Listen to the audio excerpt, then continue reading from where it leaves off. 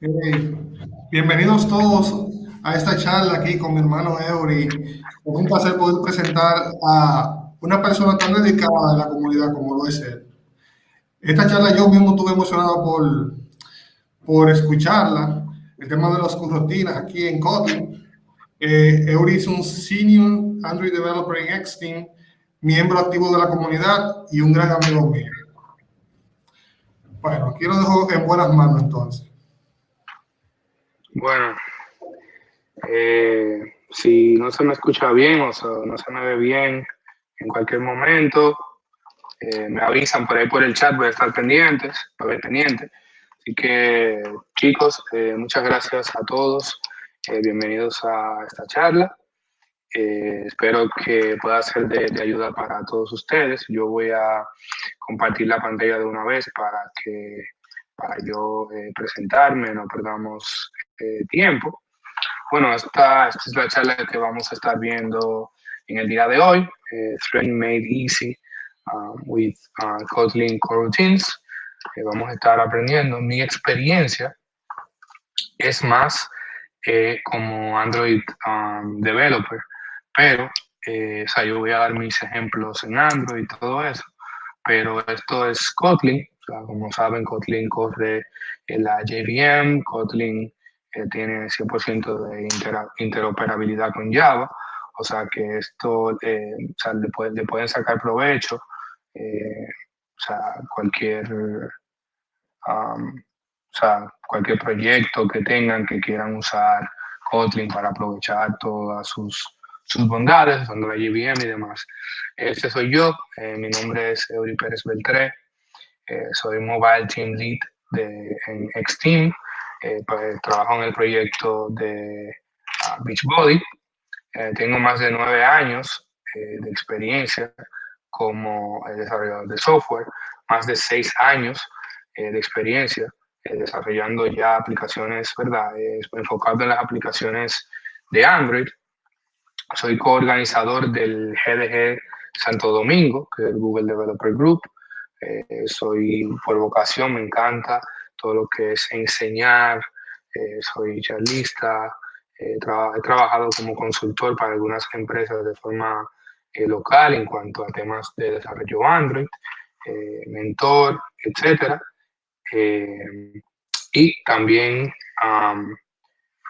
líder cristiano, también en ese ámbito me desarrollo pues enseñando y todo lo demás. Entonces vamos a, a entender primero lo que son las corrutinas. Las corrutinas, o sea, nosotros quizá el que tenga un nivel intermedio, de intermedio avanzado de Java o de programación, ha escuchado el término de threads o hilos. Las corrutinas son como hilos más ligeros, ¿verdad? Los hilos son por llamarlo así, son un componente pesado, o sea, un componente mucho más pesado, pero las corrutinas son muy ligeras y uno levanta una corrutina usando un coroutine builder y las corrutinas viven en un coroutine scope específico. Entonces, hay algunos tópicos en particular que vamos a estar viendo, como son Thread, ya lo vimos, el Coroutine Scope y el Coroutine Builder. Esto es básicamente, esto es una imagen que se utiliza mucho las personas de Google al momento de explicar lo que son las corrutinas y eso, en charlas preintroduciendo el tema. Básicamente, al lado izquierdo vemos ya la implementación en código y al lado derecho vemos entonces vemos una explicación visual de lo que es en sí o de cómo funciona en sí la corrutina. Vemos al lado izquierdo de que tenemos una función que suspende la ejecución, ¿verdad? Tipo suspend, como vamos a la izquierda, que se llama fetch user. Entonces, esta función, como es de tipo suspend, vamos a correrlo dentro de una corrutina, va a irse a otro thread diferente, ¿verdad? En este caso estamos usando esta nomenclatura, pero ya vimos anteriormente de que las corrutinas son algo diferente de los threads, ¿verdad? Pero se va a ir a otro contexto diferente fuera del UI thread.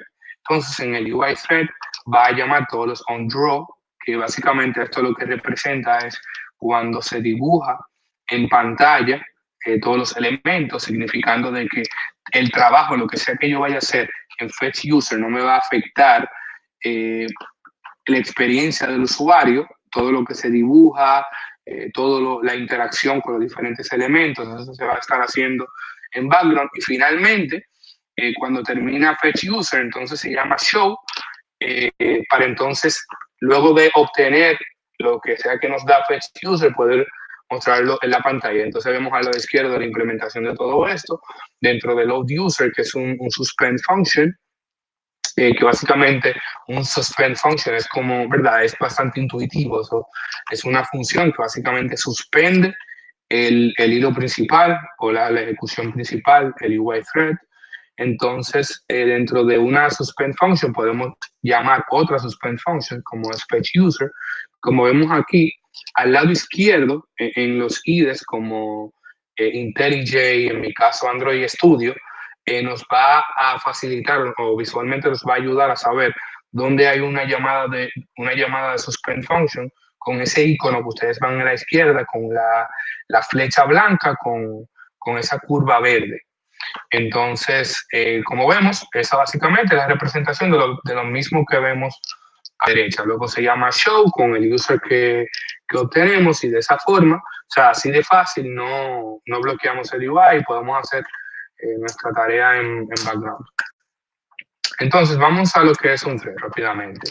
Un thread es básicamente un pequeño conjunto de instrucciones diseñados para ser, ¿verdad?, ejecutados por el CPU independientemente del proceso padre, ¿verdad? O sea, podemos ver este gráfico a la derecha.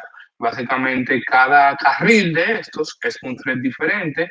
Cada carril de estos tiene un conjunto de vehículos que puede pasar por ellos y cada carril es independiente. O sea, si en el primer carril hay 20 carros, eso no impide que en el segundo haya 20 más. O sea, que básicamente este es el concepto para los que no están familiarizados con el tema de los hilos o threads.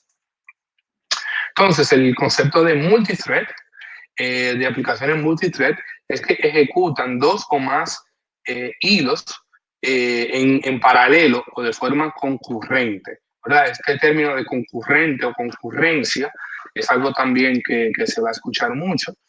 Sí, por lo tanto, como dice aquí, es conocido como el multithreading, también es conocido como concurrencia. Esto significa de que cada hilo o cada carril, como en el GIF que estamos viendo a la derecha, corre en paralelo del otro, o sea, que no totalmente independiente. Entonces, en este caso, un proceso es ya el conjunto de todos los tasks y de todos los threads que tenga nuestra aplicación. Como vemos, estamos viendo aquí en esta foto una carretera que consta de 2 direcciones. Cada dirección tiene 3 carriles o 3 hilos para nuestro ejemplo, como ven, hilo 1, hilo 2, hilo 3, luego 4, 5 y 6. Cada dirección es una tarea o un task y todo el conjunto entonces se le llama proceso o lo que es nuestra aplicación en sí. Una de estas tareas podemos ver uno de estos hilos que pudiéramos representarlo como el hilo 1 o el thread número 1, puede que sea el hilo que se encarga de todo lo que es el UI o el main thread o hilo principal como se conoce, y el resto pues son hilos que se levantan a demanda, ya sea para hacer algo en background, para procesar algo, o un service que sea algo totalmente en background que nunca se comunique con el UI.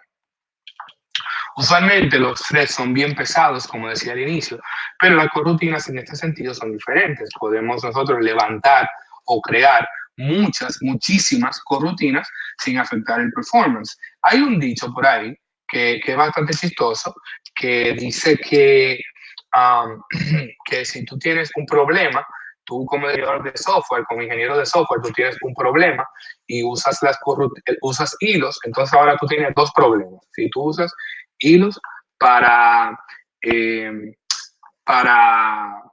resolver el problema el problema que tenía, pues ahora tienes dos problemas. Pero en el caso de las corrutinas, pues es como una evolución de lo que son los threads, para hacerlo pues más fácil de manejar y también pues súper mega optimizados en términos de performance. Vamos a ver un ejemplo. Este ejemplo es de la documentación de Kotlin. Aquí estamos viendo cómo en una aplicación sencilla, esto es lo mismo que la aplicación básica que uno hizo en Java cuando uno estaba aprendiendo con el main function donde uno ejecuta. Pues básicamente aquí, fíjate, como en Kotlin hacemos el repeat, es como un for loop, ¿verdad? Hacemos un repeat de 100,000 loops, y en cada loop estamos lanzando, con el Coroutine Builder Launch, estamos lanzando una corrutina, o sea, estamos lanzando 100,000 corrutinas, y cada una de esas corrutinas va a estar viva por un segundo. O sea, que él va a hacer el loop de 100,000, va a lanzar una corrutina por cada loop, y va a esperar un segundo con esta función delay que está aquí, va a imprimir un punto. O sea, esto básicamente no le hace ni cosquillas a nuestro proceso. O sea, esto no representa un problema como lo representaría si nosotros levantáramos 100,000 hilos. Ahora hablemos un poco sobre el coroutine scope. Las corrutinas siempre se usan sobre un coroutine context. El coroutine context es un conjunto de múltiples elementos que obviamente definen ese contexto. Los principales son un job, que como ustedes pudieran intuir por el nombre, pues representa el trabajo que se está haciendo en esa coroutine, y el dispatcher, que ayuda a definir dónde o en qué ámbito se va a ejecutar esta corrutina. Esto lo vamos a ir viendo más adelante. Para lanzar una nueva corrutina necesitamos un coroutine scope con un coroutine context específico. En Android hay algunas extensions para acceder a coroutine scopes, como por ejemplo en los view models tenemos el view model scope, que es algo que nos da out of the box, que no tenemos que construir nuestro propio scope, y simplemente llamamos .launch, y eso es como un fire and forget, como se le llama en muchos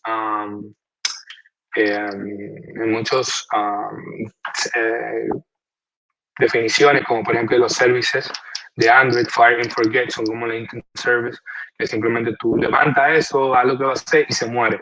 Entonces eso básicamente es launch.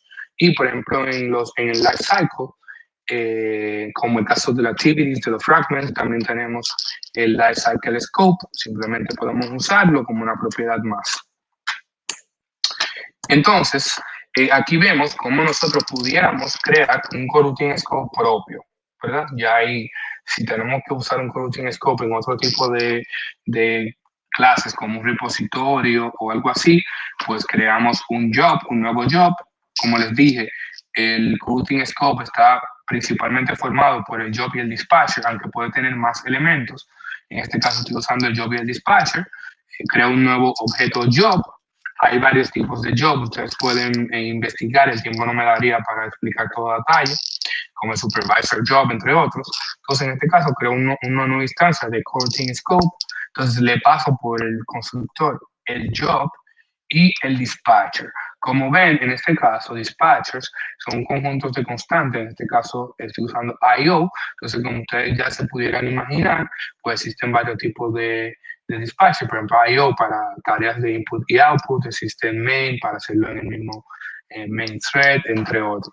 Entonces, como vemos, como usábamos los extensions, así mismo podemos usar nuestro propio coroutine scope y llamar launch, y dentro, donde está el comentario, hacemos nuestra tarea pesada que no queremos que bloquee el UI thread. Cuando creamos una nueva coroutine scope, podemos especificar el dispatcher junto con el nombre de la coroutine usando el plus operator. Por ejemplo, así, un nuevo coroutine scope, como ven, no es necesario pasarle el job, o sea, es una cosa o la otra, o todas, porque es un contexto, dependiendo de lo que tú quieras. Entonces también se puede nombrar una coroutine. ¿Esto sirve para qué? Sirve para debuguear. si tú tienes una aplicación que es muy compleja, que corre muchas corrutinas, y tú quisieras en tiempo de ejecución, pues saber, pues algo que tú imprimas por pantalla o lo que sea, o medir performance o lo que sea, y ver qué corrutina está haciendo qué, pues le puedes poner un nombre y eso es todo. Esto es otra forma también de hacerlo. Podemos guardar el context, o sea, cuando usamos el operador más, esto automáticamente crea un coroutine context. O sea, esta variable es de tipo coroutine context, aunque nosotros no estemos haciendo un nuevo objeto, o sea, con simplemente usar el dispatcher.io más coroutine name, bla, bla, ya él crea un coroutine context, se lo podemos pasar a nuestro scope. Así de sencillo. Esta librería también ofrece un coroutine scope o sea, como general, llamado global scope, que puede ser usado para cosas más generales, pero no está recomendado porque al ser general, o sea, puede causar leaks, porque puedes tener una coroutine que, digamos, que tenga, qué sé yo, algún problema, que se ejecute y no se detenga, lo que sea, entonces se puede ejecutar por siempre, mientras que si nosotros tenemos un coroutine scope creado, ¿verdad?, en un contexto en específico, cuando esa clase, ya sea el fragmento, el repositorio o lo que sea garbage collected, entonces eso también va a ser destruido garbage collected. Así se usa el global scope. Igual, globalscope.launch, y ahí podemos lanzar nuestra coroutine. El próximo término es el coroutine builder. Ya sabemos, ¿verdad?, cómo construir o cómo obtener un coroutine scope. Ya hemos visto las diferentes maneras. Ahora vamos a ver cómo podemos crear una nueva corrutina bajo este scope. Ya hemos visto, de hecho, cómo crear una nueva corrutina. .launch, ¿verdad? Se lo dijo anteriormente. Ahora vamos a ver algunos detalles sobre los coroutine builders, a ver de qué otras maneras podemos crear la coroutine. El coroutine builder son normalmente helper functions para crear una nueva coroutine. Eso es sencillo y ya lo hemos visto. En este caso, como les comenté, el launch, que es el fire and forget, o sea, él completa la tarea que tiene dentro y se muere. O sea, no hay que detenerlo, no hay que... O sea, ese tú lo lanzas y te olvidas de él y él hace lo que va a hacer. Está también el async. El async básicamente retorna un deferred. Este concepto es muy quizás repetitivo de otras tecnologías, de otros lenguajes. Creo que en JavaScript le llaman future a eso, y en otros lenguajes le llamarán diferente, pero básicamente esto retorna un deferred, que es básicamente una promesa de que en algún momento se va a retornar algo.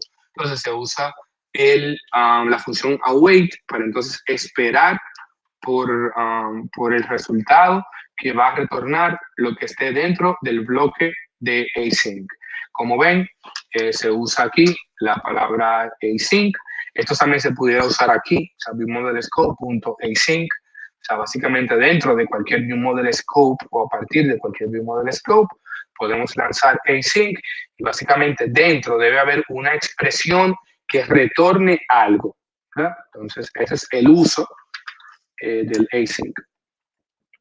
Cuando necesitamos ejecutar múltiples tareas en paralelo o de forma concurrente, como estábamos hablando al principio, y esperar por todas ellas, ¿verdad? Por ejemplo, tenemos tres funciones o tres tareas trabajadas a la API y necesitamos esperar por cada una de ellas para luego entonces mostrar al UI, entonces usamos el async. De lo contrario, podemos usar el with context. Por ejemplo, el with context es similar al async. Lo que pasa es que el async es más útil cuando tenemos, como dije, varias llamadas. Por ejemplo, 1, 2, 3. Ahorita yo le voy a mostrar un pequeño ejemplo con el async. Entonces, si es una llamada que nosotros no es una sola, ¿verdad? O queremos, ¿verdad? No queremos hacerlo concurrente, porque digamos que a partir de esta llamada vamos a obtener un valor que lo vamos a utilizar en la próxima llamada. Obviamente no puede ser concurrente, porque necesitamos que tener ese valor para pasárselo a la próxima llamada.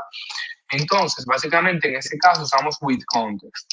Es casi lo mismo, como les digo, en este caso usando el dispatcher.default. Como ven, al momento de lanzar una nueva corrutina, se puede especificar el dispatcher. Lo mismo con el launch, con el async. En este caso, default es, pues, Básicamente, las corrutinas o el sistema tiene un número determinado, tiene un pool determinado de threads, ¿verdad? Reservados para esto. Entonces, si usamos default, él va a escoger entre ese pool y lo va a mandar para allá. Entonces, en este caso, como vemos, podemos usar with context, get user, y imprimimos nuestro username. Podemos también usar run blocking, que esto básicamente va a bloquear el main thread hasta que se termine todo lo que está adentro. Y ustedes podrían decir, pero eso no tiene sentido si el punto principal de la rutina es la concurrencia. Sí, pero a veces nosotros queremos quizá correr algo y luego correr otra cosa, no hacerlo concurrente, pero realmente este no es tan usado porque con los suspend function básicamente tenemos la misma funcionalidad, como vamos a ver luego. Entonces ahora vamos a expandir sobre los dispatches, lo he mencionado en varias ocasiones. Cuando creamos una coroutine scope o lanzamos una nueva coroutine, podemos especificar el dispatcher, que es parte del coroutine context, y va a determinar el hilo o los hilos donde la coroutine se va a ejecutar. Entonces tenemos el dispatcher default, que si no hay ningún dispatcher especificado, como les acabo de comentar, usa un pool de hilos comunes, ¿verdad? Que son reservados para ese proceso y son recomendados para corrutinas que van a ejecutar tareas que son que tienen alto consumo de CPU o de cálculos, etcétera. El dispatcher.io es básicamente se crea on demand, o sea que no es que está reservado ni nada. Si tú quieres levantar una nueva, pues se va a crear on demand de un pool compartido de threads. Es recomendado para offloading de I/O, blocking operations, como bregar con archivos, sockets, etc. El unconfined, esta no es recomendada para usarlo en nuestro código, pero es bueno siempre saberlo. Esto básicamente va a iniciar la coroutine en el hilo que nosotros estamos actualmente, o en el contexto que estamos actualmente, hasta la primera suspensión, entonces luego lo mueve. Entonces, esta, como su nombre indica, no está confinado a un contexto en específico, sino que él va a ir moviendo nuestra coroutine a medida de que esté suspendida o no. Y private, nosotros podemos crear nuestro propio dispatcher, como con los new single thread context y fixed thread pool context, etc. Entonces, vamos a hablar un poco sobre los suspend functions. Los suspend functions son funciones que pueden ser pausadas y resumidas en el tiempo. Pueden ejecutar tareas de larga duración y deben ser llamadas desde dentro de una corrutina, siempre. Siempre las suspend functions deben ser llamadas desde dentro de una corrutina o de un coroutine scope. O sea, ya vimos varios ejemplos sobre eso. Esto es el sintaxis de un suspend function. Básicamente es una función normal de Kotlin. Simplemente tenemos que anotarlo con la palabra reservada suspend antes de fun. Entonces ahí dentro podemos hacer cualquier llamada al API o lo que sea, porque al ser suspend garantizamos de que esto sí o sí tiene que ser ejecutado dentro de una rutina, si no el compilador te va a dar error. Los suspend functions son secuenciales por default, o sea, que si tú tienes 3 suspend functions y tú los llamas uno atrás del otro, pues va a ser secuencial, se va a ejecutar esta y esta, tal y como fuera en un ámbito normal, ¿verdad? Esto es una de las ventajas que yo encuentro de las corrutinas, que nos permite pues tener tareas en background, pero al mismo tiempo usar el paradigma secuencial de programación y así de esa forma evitar los callbacks, etc. Entonces vamos a ver cuándo debemos hacerlo secuencial o cuándo lo debemos hacer concurrente. En este ejemplo tenemos dos funciones que se llama, bueno, una función que vamos a llamar 2 veces, que se llama getRandomValue, que la función en promedio dura 1 segundo o 1000 milisegundos. Entonces, como vemos arriba, si lo ejecutamos de forma secuencial, va a durar 2 segundos, ¿verdad? Y luego entonces obtenemos nuestros resultados. Esto es básicamente la definición. Bueno, en este caso son 2 funciones, le ponemos un delay de 1 segundo y luego detonamos un número random. Entonces, esta es la forma secuencial. Como ven, esto es un coroutine builder también que nos ayuda en el caso de que queramos medir cuánto dura la tarea dentro de una coroutine. Podemos usar measure time millis. Al final eso va a retornar un millis, ¿verdad? Un long. Entonces, en este caso, fíjate cómo hacemos num1 y num2, llamamos los dos suspend functions, y al final, fíjense que dice que se completó en 2048 milisegundos, ¿verdad? Esta es la forma secuencial. Estamos dentro de nuestra coroutine y todo, pero los suspend functions son secuenciales por default. Entonces, vamos a ver la forma concurrente. Entonces, en la forma concurrente, básicamente, nosotros vamos a levantar un async coroutine, usando el async coroutine builder, levantamos una nueva coroutine, llamamos nuestras funciones. Entonces, usando el await, ¿se acuerdan que les dije que el async es bueno siempre y cuando haya dos o más llamadas que queremos hacer en paralelo? Si es una sola, usamos with context. En este caso son dos. Entonces, para imprimir el resultado tenemos que hacer num1.await. Entonces, al hacer await ya nos va a devolver en sí el valor. Y num2.await. Entonces, fíjate cómo aquí nosotros imprimimos el resultado. Son números random, no tienen importancia. Pero lo importante es esto. Miren cómo completó, bajó de 2048 milisegundos a 1031. O sea que aquí básicamente se va a completar el trabajo luego de la coroutine que tome más tiempo, ¿verdad? O sea, si termina una, va a quedarse, ¿verdad? Terminó, o sea, ambas van en paralelo, y si termina una, bueno, termina la segunda, entonces ya ahí se realiza la operación y ya está. Esta es básicamente una representación de lo que acabamos de hacer, las dos funciones en paralelo, y luego obtenemos el resultado en aproximadamente un segundo. ¿Cómo cancelar una coroutine? Cuando escribimos código concurrente, es necesario tener el control de las tareas.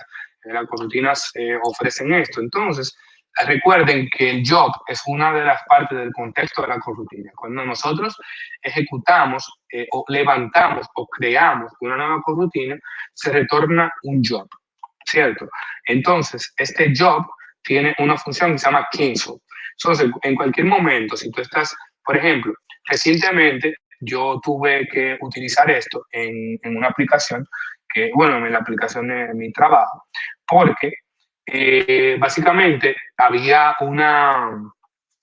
estábamos haciendo una búsqueda por letra, ¿verdad? Teníamos un API en el cual nosotros escribíamos y tenían que salirme todos los nombres con o todos los usuarios con luego yo podía seguir escribiendo EURI. Entonces, no es óptimo que si yo escribo EURI, ¿verdad? Por cada teclazo hay una llamada de API, ¿verdad? No es óptimo. Entonces, ¿qué yo hice en ese caso? Pues verificaba si la coroutine anterior se estaban trabajando y me llega un nuevo request, entonces la cancelo, ¿verdad? La cancelo, la mato y entonces me enfoco en la nueva. Entonces, esto es muy útil para casos así o casos como donde quieres descargar archivos, etc. Otras coroutine builders como el async, como les dije ahorita, retornan un defer de tipo T que heredan de job. O sea que es lo mismo. O sea, incluso se puede hacer lo mismo, aunque sea un async, podemos aquí poner el job y como el deferred extiende de job, pues es lo mismo, podemos hacerlo. O podemos poner aquí deferred y igual vamos a tener acceso a cancel porque es una clase hija de job. O sea que en ese caso no habría problemas.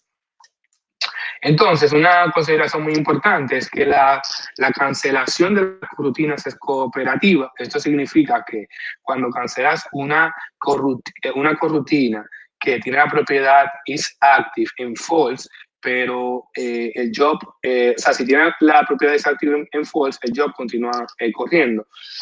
En español, ¿qué significa eso? Si tú tienes una corrutina, dentro tienes 3 corrutinas y dentro tienes una corrutina dentro de cada una de esas, si cancelas la padre, se van a cancelar todas las hijas. ¿Comprenden? O sea, se van a cancelar las 3 hijas y se va a cancelar el hijo de cada una de esas 3. O sea, eso significa que es cooperativa. Otra consideración es que cuando el job ha terminado, va a terminar un cancelable exception y el job va a ser considerado completado, básicamente. Entonces, esto también aplica a suspend functions. Por ejemplo, si tenemos dos suspend functions dentro de una coroutine y cancelamos mientras el primero todavía está trabajando, el primero va a ser terminado, va a tirar la excepción y el segundo no va a ser ejecutado. El hecho de que tire una excepción no significa que nuestra aplicación va a crashar, porque la excepción la va a tirar en otro thread, no en el main thread. Entonces, nuestra aplicación no va a crashar.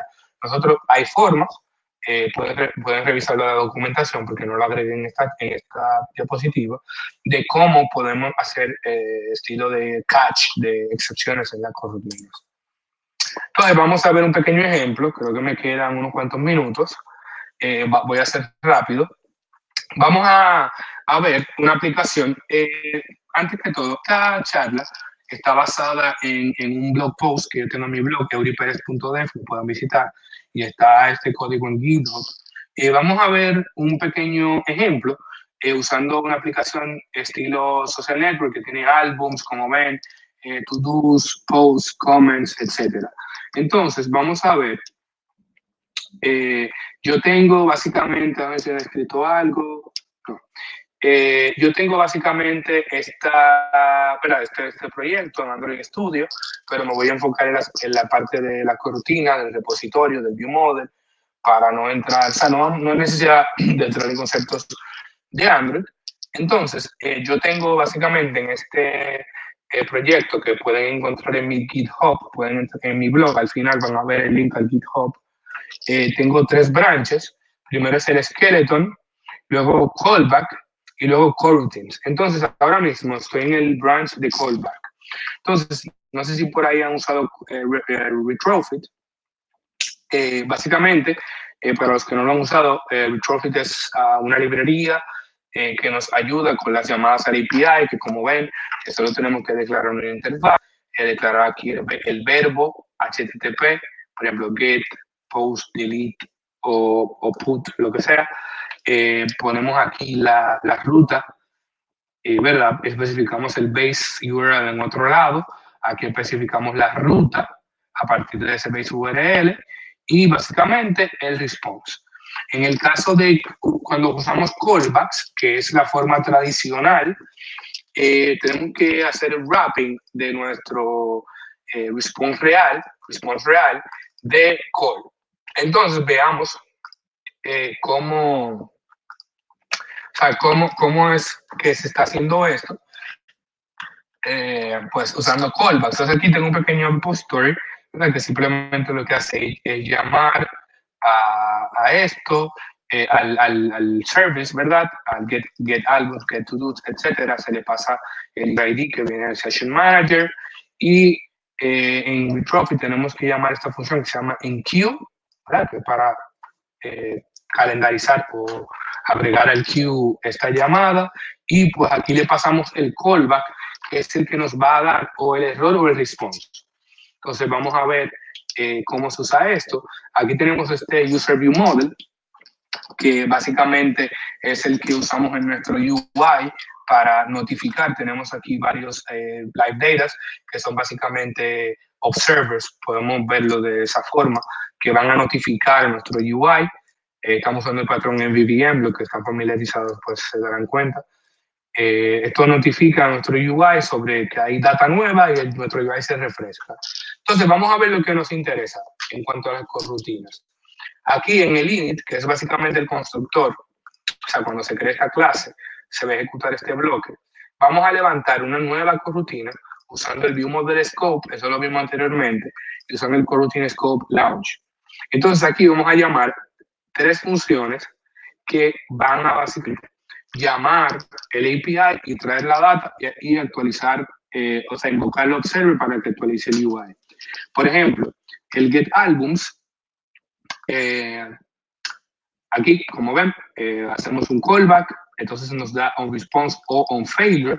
Entonces, si responde bien, bueno, actualizamos el album live data.value con el response o una lista vacía en caso de que el response value sea null por X razón, porque es nullable por la librería.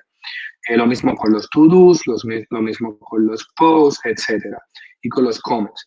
Entonces, ¿cómo nosotros, la pregunta al ver esto es, cómo nosotros podemos usar corrutina y de qué forma las corrutinas pueden optimizar todo esto, ¿cierto? Vamos a dejarlo hasta ahí el ejemplo, porque no tengo mucho tiempo. Entonces ahora vamos a ver cómo las corrutinas nos ayudan con todo esto. Entonces vamos a hacer for checkout. Entonces lo primero es que aquí en el service ya no tenemos que usar call, porque ya no vamos a usar callbacks, ¿verdad? Ya podemos poner nuestro response type directamente y tenemos que poner las funciones de tipo suspend, ¿cierto? Tenemos que poner a tipo suspend. Eso es todo lo que hay que hacer aquí con Retrophy. Retrophy funciona con coroutines out of the box, como ven, solo esto y quitarle el call aquí. Entonces, vamos a ver. Entonces aquí el repository es básicamente lo mismo, solo que le quitamos, ya no hay enqueue, ya no hay callbacks, no hay nada de eso, porque ya esto va a funcionar como si fuera una función que tenemos en nuestro código secuencial, o sea, nada de callbacks. Entonces vamos a ver. Entonces miren cómo se reduce y cómo es de organizado y de verdad, de bien estructurado usando coroutines. Entonces ahora cambiamos todos esos callbacks por algunas llamadas AC. Entonces, básicamente, lo que hacemos es que aquí, o sea, en el init, se recuerdan que llamamos esto, o sea, igual, que llamamos esta función fetch data, que va a levantar una nueva corrutina y dentro, entonces vamos a levantar 3 corrutinas, una por cada set de data que queremos cargar. Una para los álbums, una para los to-dos y una para los posts. Entonces, dentro simplemente llamamos get albums, get to-dos, get posts y luego pues hacemos el await para que se haga concurrente y se lo mandamos a process data y eso es todo. Entonces, creo que ya no me queda mucho tiempo. Ok. Entonces, básicamente, pues, lo cambiamos de eso a eso para hacer una diferencia, para mostrarlo más. Que está clase 9 en este branch, pero pueden chequearlo en mi GitHub. La diferencia es bastante. Como ven, aquí se puede programar como si fuera secuencial, tú sabes, 0 callbacks, o sea, también los callbacks son un poquito tediosos en el caso de que tú quieres como que, ok, cuando termine este callback, hacer este otro callback, o sea, esta llamada, hacer esta otra llamada, como cuando tú no quieres que sea concurrente, sino que tú quieres que sea serial, en algún caso, o 2 de 3 o lo que sea. Entonces, esto nos da muchísima más libertad y flexibilidad. Entonces, eso es todo de mi parte. Creo que me quedan como 4 minutos, me acaban de decir que eran 5, entonces en esos 4 minutos hay unas cuantas preguntas. La más votada es, ¿qué corre más rápido, un thread o un coroutine? Bueno, como yo les especifiqué antes, en términos de performance como componente la coroutine es más ligera. Ahora bien, eso no significa que si tu algoritmo está mal optimizado, la coroutine es mágica y va a hacer que tu algoritmo funcione rápido. No. Si tu algoritmo es lento, va a ser lento con thread, va a ser lento con coroutine. A lo que me refería era que el coroutine en sí, o sea, consume mucho menos recursos para correr que un thread. Míralo como una imagen de Docker, por ejemplo. Para tú levantar vamos a decirlo así, un servidor de Ubuntu, ¿verdad? Si tú lo haces en DigitalOcean, bueno, ya eso quizás usa Docker, pero vamos a decir, si tú lo instalas en una computadora, es súper, o sea, tú tienes que instalar todos los componentes, ¿verdad? Pero en Docker le quitan muchísimas cosas, tú sabes, y te dejan solo lo esencial para que corra el core de Ubuntu. Básicamente eso es lo que hace Coroutine, está muy optimizado, pero en sí lo que está dentro es lo que, ¿verdad? Si lo que está dentro es rápido o lento, en sí la coroutine no te va a ayudar con eso. Ok. Otra pregunta viene aquí y es la siguiente. ¿Qué opinas de utilizar coroutines en las unit tests? Coroutines en las unit tests. Bueno, hay varios helpers para utilizar coroutines en las unit tests. Realmente, si tu código usa coroutines, o sea, la unit test básicamente son una representación de cómo debería funcionar tu código. Y uno trata siempre de que esté lo más cercano posible a lo real. Por eso uno moquea la data para simular el API incluso, porque obviamente en una coroutine uno no va a estar llamando el API, pero uno hace el esfuerzo de moquear la data. Algunas librerías te dan ciertos helpers y eso. Pues yo entiendo que es positivo. Creo que, o sea, es medio tedioso, pero realmente sí es positivo, porque al final uno quiere que el unit test esté lo más cerca posible de la realidad para uno poder detectar cualquier problema a tiempo. Ok, pues bueno, ya el tiempo se nos fue. Muchísimas gracias por tu tiempo, Eury. De verdad que aprendimos bastante de tu charla. Es muy interesante el tema de las coroutines. Y nada, espero que para los demás haya sido también nutritivo. Bueno, Yo espero que muchísimas sí. gracias. Muchas gracias a todos los que estuvieron por ahí, y Eugenio, y a todos los demás organizadores. Muchas gracias por la oportunidad.